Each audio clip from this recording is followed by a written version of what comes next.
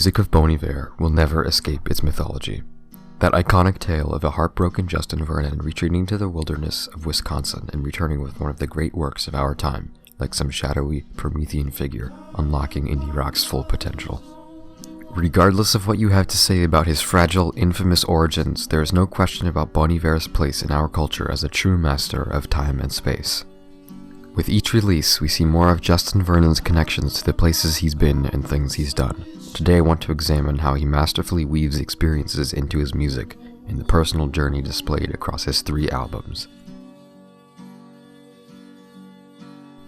I'm honestly surprised at the idea that there's a person who's familiar with Bon Iver's music but not his origins. The name itself is synonymous with the tale behind it, in a way matched few other times throughout the history of music. That tale of a young man isolating himself and redefining contemporary music when he returned to civilization almost harkens back to Friedrich Nietzsche's Zarathustra descending from his cave after 10 years, bearing gifts of enlightenment and progress. The story has been repeated almost more than any other of its kind. It has eclipsed even that of some works that occupy a gargantuan space in the Western musical canon. Could you tell me why Pink Floyd sat down to create Dark Side of the Moon? Or what inspired the Beatles to write Sgt. Pepper's Lonely Hearts Club Band? Probably not, but I bet you've heard about the time Justin Vernon holed himself up in a cabin for a while to make some damn good music. I think there are a few reasons why the origins of For Emma Forever Ago exist inseparable from the album itself. I don't think it has much to do with the music.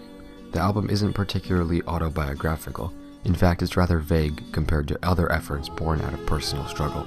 I believe that For Emma's legacy exists for one reason.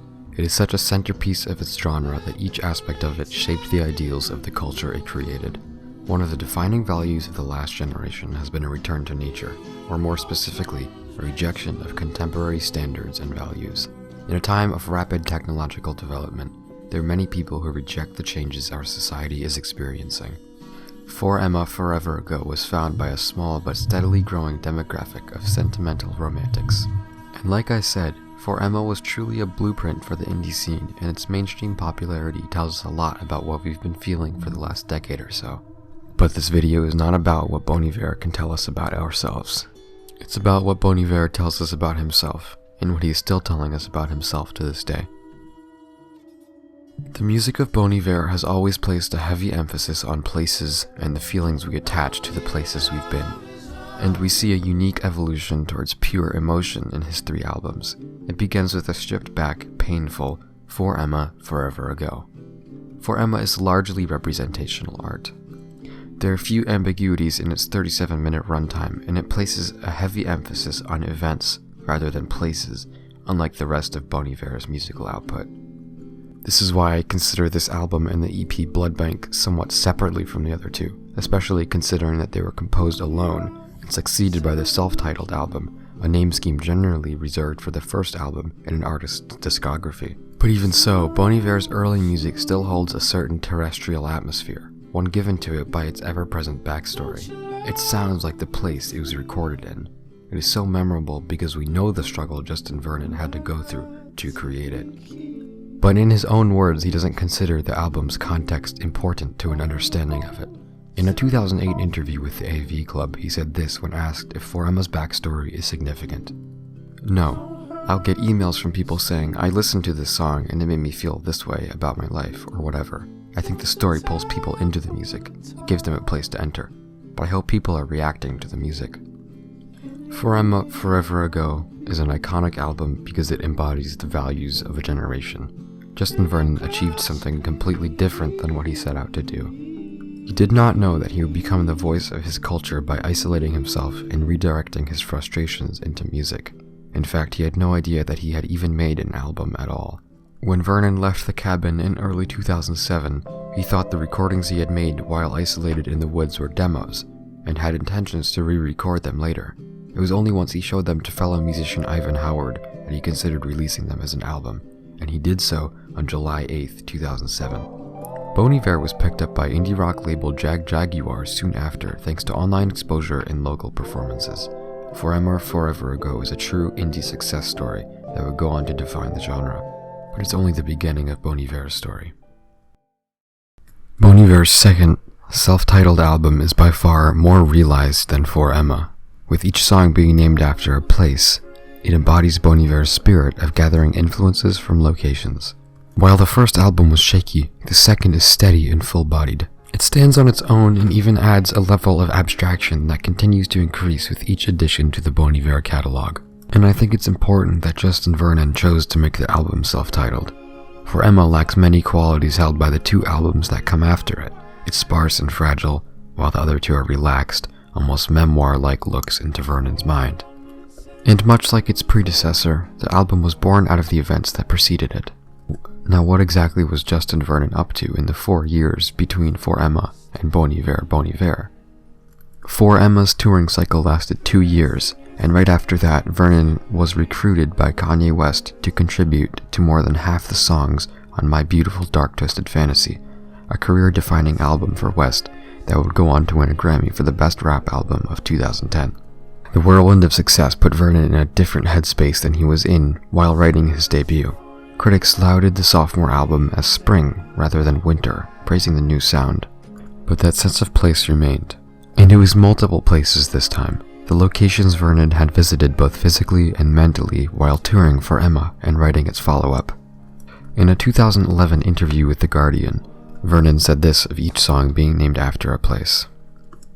"We have these intense relationships with our places, and that's loosely what the record is draped over," he says.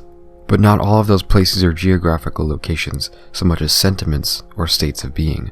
I could go on and on about how we use the word place in so many different ways, he explains. About how someone might ask you, "Where are you at?" They're not asking you, "Where are you sitting?" They're asking you, "How are you doing?" Bon Iver's second album won a Grammy for the Best Alternative Music Album in 2012. The band itself won the Grammy for Best New Artist in the same year. In just 4 years, Justin Vernon had gone from being creatively bankrupt, down on his luck and isolated, to touring all around the world. I think the creative success For Emma was met with helped Vernon more fully realize the music that would come after it. Bon Iver is a masterpiece, the purest representation of Vernon's unique ability to convey that near incommunicable space where logos meets pathos.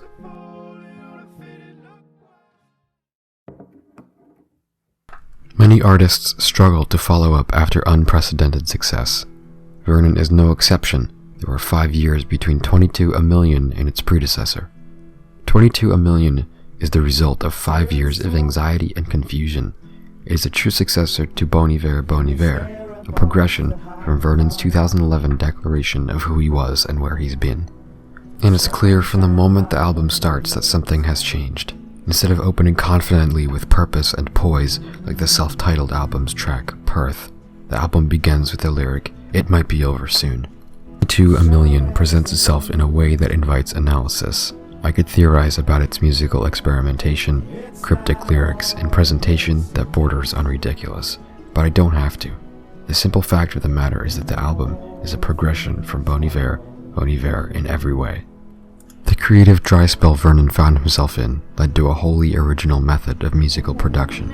Vernon's sound engineer, Chris Messina, helped him craft a mixture of custom hardware and software that produces the electronic waves and sighs we hear throughout the album. Acoustic strumming was mostly replaced by distorted humming and electronic gasps. In the words of Trevor Hagen, a former bandmate and friend of Vernon's, when it came time to make a new album, the music was all exhausted. After Bon Iver, it felt as if the well had gone dry. Confronting himself also meant facing his loss of direction sense in his music.